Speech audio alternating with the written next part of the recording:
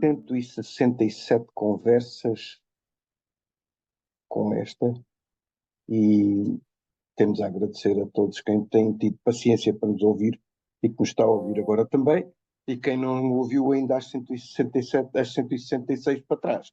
Fica o convite para lançar. E, Gonçalo, hoje vamos falar sobre Pato Preto. Olá Zé, olá a todos. Sim, pato preto ou negrola é um anatídeo que nós podemos observar no inverno ao longo da costa portuguesa. É o tema da nossa conversa de hoje. A ver aqui o livro de Aves de Portugal, Ornitologia do Território Continental, para além de negrola e pato negro, neste caso, deste preto, mas também vem pato do mar, ferraguzo, búzio. Sabes a origem destes nomes? Pato do mar não é difícil de imaginar. E há mais ainda, pássaro de figo, negra, negrola, que eu já referi, e ferrusco. Bom, a origem destes nomes vulgares nem sempre é muito clara. Como eu creio que já referi em conversas anteriores, os nomes vulgares das aves normalmente têm uma de três origens. Ou são de origem popular, portanto, são aquelas que já eram usadas pelas pessoas não especializadas, pelo povo, como se costuma dizer, e depois foram aproveitados nas listas de nomes. Essa é uma origem possível. Outra origem é aqueles que nos chegaram por tradução e outro é aqueles que são simplesmente inventados. Só que nem sempre conseguimos saber qual é qual. Bom, mas vou tentar responder à tua questão, começando pelo pato negro ou pato preto. Esse nome, que foi o nome, aliás, que eu aprendi primeiro, que vem em alguns guias de campo, pato preto é basicamente a tradução do nome original em latim. Esta espécie, que é uma espécie oriunda do norte da Europa, ocorre na Suécia e por isso não me surpreende que tenha sido descrita inicialmente pelo nosso amigo Carl Linneu em 1758. E como é que ele chamou isto? Anas nigra. Anas, que é pato, né? Portanto, e nigra, que é negro. Portanto, ele chamou pato negro, que é um anatídeo e é todo negro. E, portanto, por tradução, nós podemos lhe chamar pato negro ou pato preto. Isso será a tradução direta do nome científico.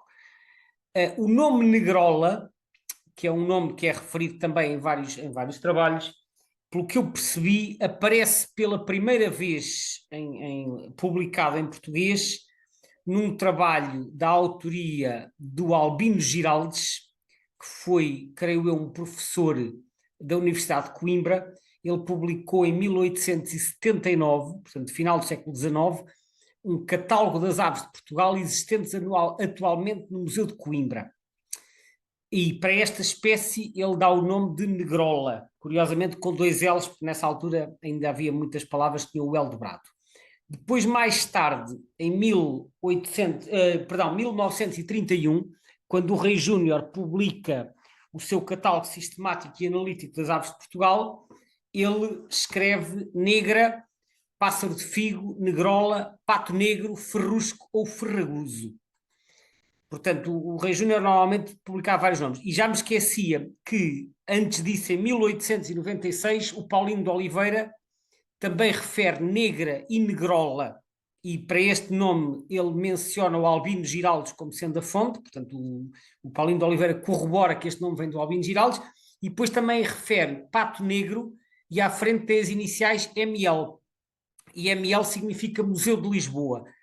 Ou seja, no Museu de Lisboa havia muitas aves que estavam lá preservadas, portanto empalhadas. O museu, para quem não sabe, tinha uma enorme coleção de aves, quer de Portugal continental, quer das colónias. Era conhecido como Museu Bocage, em homenagem a Barbosa do Bocage, que foi um professor também na Faculdade de Ciências no século XIX. Infelizmente esse museu ardeu todo em 1978, portanto as coleções perderam-se. E então, segundo aqui o Paulino de Oliveira, pato negro era a designação usada também no Museu de Lisboa. Portanto, terá diferentes origens. Talvez o do Museu de Lisboa tenha chegado por tradução, talvez o Albino Giraldes tenha aproveitado o nome negrola mais por ser um nome que era dado pelos pescadores e por outras pessoas que observavam a ave ao longo da costa. Já que estamos aqui na origem do nome e que eu falei do nome científico, gostava de referir que o género Melanita, não é original do Linneu, porque, como eu disse, o Linneu o chamou Anas, aparece mais tarde, só em 1822, e este género é proposto por um naturalista alemão chamado Friedrich Boie, que propôs vários géneros de aves, e ele propôs o género Melanita, e Melanita vem do grego, é uma palavra composta pelas palavras melas, que significa negro, e nita, que é uma variante de neta, que significa pato. Portanto, Portanto, melanita só este por si fica negro significa. duas vezes. Exato, fica pato negro, negro, é o que isto quer dizer. Ou se quiseres ainda traduzir de uma sequência mais literal, será negro, pato negro, é o negro, pato negro. É o que isto... Mas há muitos nomes científicos em que isto acontece de ter alguma repetição entre o nome genérico e o nome específico. Repetição não no sentido de ser um tautónimo, mas no sentido de ter a mesma ideia duas vezes, que é o que acontece, por exemplo, com o Corvus corax, que é corvus, que é corvo em latim, e corax, que é corvo em grego. Portanto, sim, é negro-negro, exatamente. Exato. E neste caso, esta espécie, que é então a tua número 167 na tua lista, não é? Onde é que andavas quando a conseguiste observar pela primeira vez? Ora, isto foi no Algarve, que era onde eu estava em abril de 1989, foi quando vi a gaivina preta, que falámos na conversa anterior, que por acaso eu até referi que era Clidóneas niger, porque é masculino, este, como o nome é feminino, é nigra. Portanto, é a tal questão de que em latim as palavras também são variáveis, tem masculino, feminino, em latim até há três géneros, que é o masculino, feminino e neutro. Portanto, mas tal como em português, uma vez aparece, nós temos negro, negra, em latim será niger, nigra. E então, no Algarve, depois de ter visto a gaivina preta na Ria de Alvor, eu fui à Ponta da Piedade, provavelmente na companhia do Peter Arres, que era o diretor do centro. Já não me recordo se nesta ocasião ele estava presente, mas penso que sim. A Ponta da Piedade é um promontório ao pé de Lagos, ao lado da Baía de Lagos, fica ligeiramente a sul da cidade. É um promontório, que é um pequeno cabo, que é um local privilegiado para a observação de aves marinhas. Primeiro porque os cabos, como são assim pedaços de terra que entram um pouco pelo mar adentro, normalmente vê-se as aves a passar mais perto.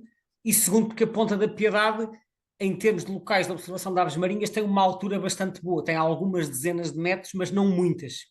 Ou seja, quando nós estamos a olhar para o mar para ver aves marinhas, não queremos nem um sítio demasiado baixo, porque se for muito baixo, depois há muitas aves que nós deixamos de ver por causa da ondulação, mas também não queremos um sítio demasiado alto, porque senão as aves acabam por ser muito mais difíceis de localizar quando estão a passar sobre o mar. Portanto, a Ponta da Piedade é um local bastante favorável. E neste dia, nós fomos à Ponta da Piedade e, entre outras espécies marinhas que vimos, passaram alguns patos e foi a primeira vez que eu observei esta espécie e então foi nesta ocasião que entrou para a minha lista. O pato do mar, precisamente por isso, não é? Em termos de distribuição, não é propriamente um pato que a gente espera encontrar no interior do país. Não, mas como acontece com outras aves aquáticas vindas do norte da Europa, eles nidificam em zonas de água doce, portanto, lagos e lagoas e charcas na tundra e na taiga, portanto, eles ocorrem acima da latitude de 60 graus norte, já é quase em regiões árticas, mas depois no inverno vêm para as regiões costeiras. Portanto, eles nidificam praticamente só da Escandinávia para cima, também alguns na Escócia e na Islândia, mas é sobretudo Noruega, Suécia e depois Finlândia e pela Rússia fora, e depois descem para as costas da Europa Central e Meridional e vão até ao Norte da África, e então no inverno, efetivamente, eles só ocorrem praticamente em mar aberto. Podem às vezes entrar em estuários ou em portos pontualmente, mas são muito raros no interior, nomeadamente em Portugal e em Espanha são raríssimos. Portanto, essencialmente é um pato de mar, daí que esse nome pato de mar se ajuste perfeitamente a esta espécie. Exato, exato. E em termos de época do ano, o que é que tu recomendas para fazer a observação? Porque eu confesso que quando estive a ler um pouco sobre esta espécie, fiquei um bocado com a sensação de que às vezes está, outras vezes não está, e depois passa, e depois não sei, o e no meio disto tudo, provavelmente a gente consegue vê-los durante o ano inteiro. Consegue, praticamente todo o ano, por dois motivos.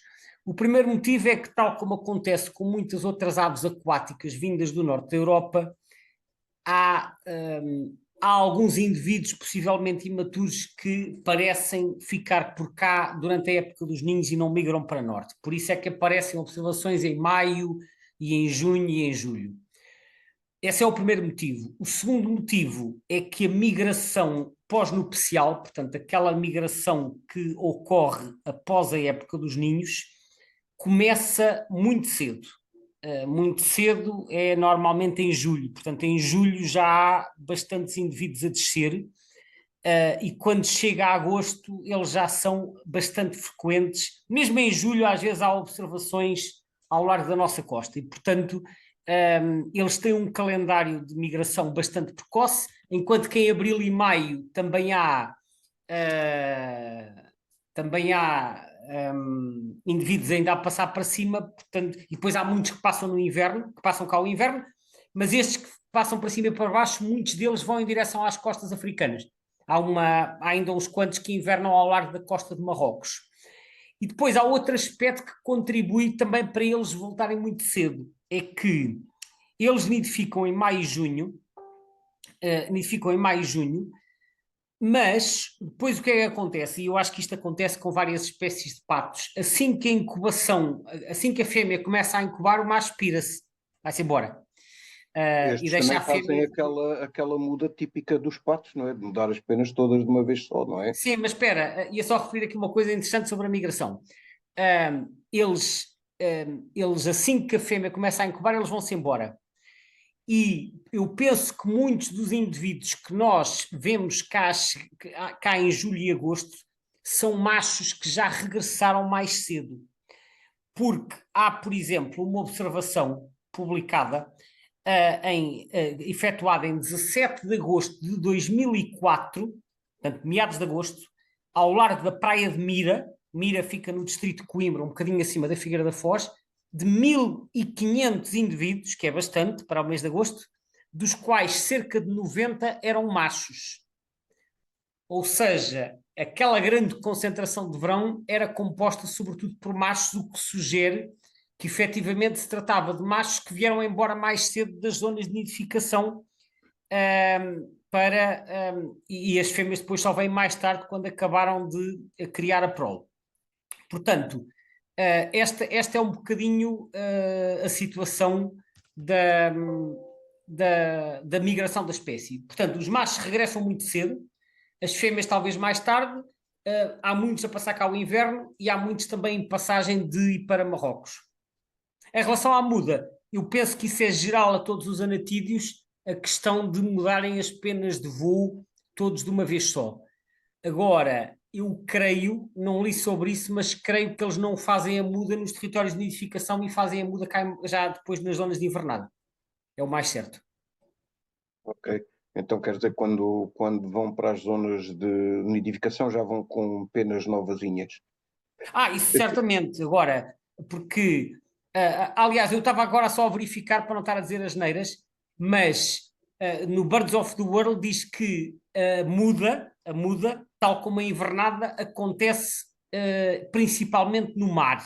Portanto, efetivamente, eles saem dos territórios de nidificação, que são sobretudo em lagoas interiores, em latitudes elevadas, vão para o mar, para as costas, e depois é nas costas que eles fazem a muda. Até porque há muitos patos e outras aves aquáticas que nadam, mas há muitos patos que, precisamente, talvez por perderem esta capacidade de voar, se juntam em grandes bandos para fazer a muda. E por isso é que eles talvez abandonam os territórios de nidificação, em que eles estão mais solitários. Porquê? Porque como eles não conseguem voar durante o período da muda, ficam particularmente vulneráveis. E, portanto, o facto de estar em bando acaba por constituir também uma forma de defesa para o caso de se aproximar a algum perigo. Portanto, eu penso que terá a ver com isso. Ou seja, resumindo, eles nidificam nos lagos do norte, migram para latitudes mais baixas, para zonas costeiras, para o mar, e é aí que eles depois fazem a muda e passam o inverno. Quanto a estatuto de ameaça, pelo que eu vejo, ele já esteve pior do que está agora, mas pelo que eu também consegui perceber, Acho que, digamos, aqui há uma centena de anos, talvez atrás, supostamente o número de patos seria muito superior àquilo que existe agora. Pois, isto é mais um daqueles casos que a lista vermelha encerra que tem aqui uma contradição, porque eu tive precisamente a consultar a lista vermelha antes desta nossa conversa. E O já agora, estatuto, portanto, só referi que este aqui está na lista de vermelho, mas com o estatuto de invernante, não como nidificante. só como invernante, sim, porque a lista vermelha avalia os nidificantes e as aves que são apenas invernantes, que não nidificam, a avaliação incide sobre a população invernante. As únicas que não são avaliadas são as que são apenas migradoras de passagem. Mas, por exemplo, que é o caso da gaivina preta que falámos outro dia. Agora, o pato preto inverna e no livro vermelho de 2005 ele tinha o estatuto em perigo. Na lista vermelha mais recente de 2022 tem o estatuto vulnerável, portanto desceu um nível na categoria de ameaça. No entanto, o texto que acompanha a lista vermelha diz assim: população reduzida que poderá ser inferior a 10 mil indivíduos maduros com declínio continuado, estimado e concentrada numa única subpopulação. Ora, isto aqui há de facto uma contradição, porque se a espécie está em declínio continuado, como é que passa da categoria em perigo para a categoria vulnerável? Não é a primeira vez que nós encontramos situações destas, já comentámos isto para outras espécies, em que o texto sugere uma degradação da situação a nível de conservação, mas o estatuto de ameaça melhorou. A lista vermelha não esclarece porque é que o estatuto melhorou, portanto fica aqui a interrogação porque é que passou de em perigo para o que é que melhorou para a categoria de descer. E em termos de registro histórico, confirma-se, portanto, que, de facto, alguns no tempo eles seriam um pato mais comum do que aquilo que é hoje. Bom, embora não haja dados muito precisos do passado, os testemunhos de autores históricos apontam exatamente nesse sentido. Por exemplo, o Rei Júnior, de que eu falei há pouco, que publicou em 1931, escreve o seguinte sobre a negrola: abundantíssima, atenção, ele usa o superlativo, abundantíssima na costa portuguesa durante o inverno. Chega do norte no meado de julho, cá está aquilo que nós falávamos, de voltar cedo, chega do norte no meado de julho, conservando-se alguns exemplares até maio. Portanto, no tempo do Rei Júnior, supostamente era muito abundante. E há outros autores também dessa época que sugerem a mesma coisa. Agora, no livro Aves de Portugal, Ornitologia do Território Continental, de que eu sou coautor, nós fizemos um bocado uma compilação da informação histórica que existia e, para além deste testemunho do Rei Júnior, também o Tait, em 1896, classificava a espécie como muito comum e diz que se observavam bandos enormes a sul da Barra do Douro. O sobrinho dele, que era o Geoffrey Tait, fazia uma apreciação semelhante, já no século XX. E nós os autores deste livro, achamos que estas descrições de abundância não têm correspondência com a realidade atual. Também vale a pena referir que houve umas contagens feitas nas décadas de 60 e 70, concretamente no inverno de 1968-69, 1968-69, houve um censo efetuado de avião ao largo da costa portuguesa. Isto está numa referência de dois autores, que é Paguesi e Trottignon, publicado em 1972, e nesse censo contaram 18.600 indivíduos, a maioria dos quais entre a Foz do Rio Lima, que é em Viana do Castelo, e São Pedro de Moel, que fica ao pé da Marinha Grande. Depois, mais tarde, outros censos de avião, já pelas pessoas do SEMPA, entre 1990 e 1996, estimaram que a população nacional andaria entre as 6.000 e as 27.000 aves, variando de uns anos para os outros. Mas os censos mais recentes têm apontado para números um bocadinho inferiores. Um aspecto relevante é que a grande maioria das aves que invernam em Portugal estão na costa de Aveiro.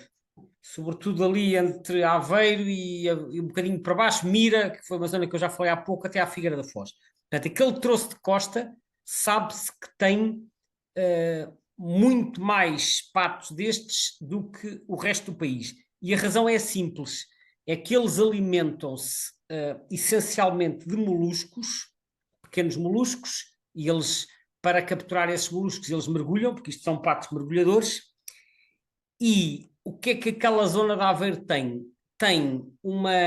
As águas litorais são águas pouco profundas e muito arenosas, portanto, o substrato é arenoso, o que significa que é uma zona particularmente favorável para eles encontrarem os moluscos que procuram. E isso é o motivo de haver esta concentração ali na costa de Aveiro. Outros setores de costa ou não têm o mesmo tipo de substrato ou são muito mais profundos e, portanto, não são tão favoráveis para eles se alimentarem.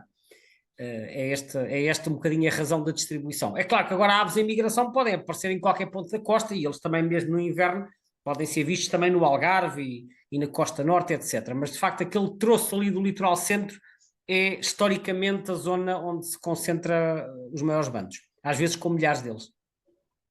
Uma pergunta em relação aos movimentos desta espécie. Sempre deu-se uma certa confusão, que é quando a gente vê aqui distribuições que incluem o Mediterrâneo, e sabendo que eles vão nidificar lá para o norte, quer dizer que as migrações deles não são estritamente pela costa. Podem ser, porque o que acontece é que, portanto, eles vão descendo. Repara, vamos ver, eu vou descrever aqui um bocadinho a distribuição deles para se perceber melhor. Eles nidificam então numa vasta área que vai desde a Noruega e a Suécia, passando pelo norte da Finlândia, estendendo-se pela Rússia até à Rússia central, centro-oriental. Depois há pequenas populações na Escócia, na Irlanda, na Islândia e na Groenlândia. E depois eles descem e vão invernar nas costas do Báltico, sobretudo, e da Europa Central. Portanto, eles deslocam-se para a costa, efetivamente, e a grande maioria da população invernante, que existem dados sobre isto, está essencialmente na zona da Dinamarca. A Dinamarca é que tem uma população invernante. Aliás, já agora deixa-me só dizer o seguinte: na Europa, a população nidificante na Europa é 20 mil a 30 mil casais, mas a população invernante está estimada em 1,5 milhão a 2 milhões de indivíduos.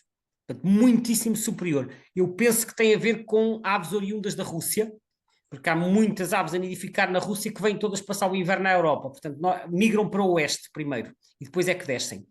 E então, desce 1,5 milhão a 2 milhões, o país que tem mais aparentemente é a Dinamarca, com 200 a 400 mil.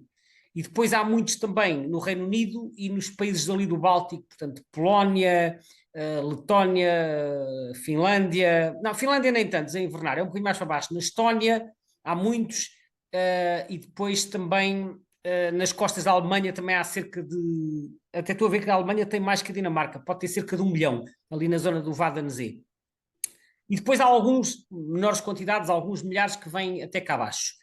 Agora, o que se sabe é que, e eu vi isto no livro Birds of the Iberian Peninsula, que eles aparecem no Mediterrâneo, não muito, mas eles são vistos em movimento junto ao Estreito de Gibraltar. E, portanto, eu penso que os que Então, se chegam ao calhar dão mesmo a Mediterrâneo volta toda, então. dão a volta toda, efetivamente, e depois, mas que há muito poucos a entrar pelo estreito na direção do Mediterrâneo. E, portanto, no Mediterrâneo, os bandos normalmente são de escassas dezenas, são muito menos abundantes, mas são mesmo muito raros no interior. Eles referem que mesmo em Espanha houve uma vez uma situação absolutamente excepcional de um bando de 50 que apareceu perto de Badajoz, no inverno de 78, 79, e ficaram por lá algumas semanas, mas isso é excepcional e podem-se ter perdido com alguma tempestade. Portanto, esta espécie é mesmo muito costeira, e não é habitual encontrá-los no interior.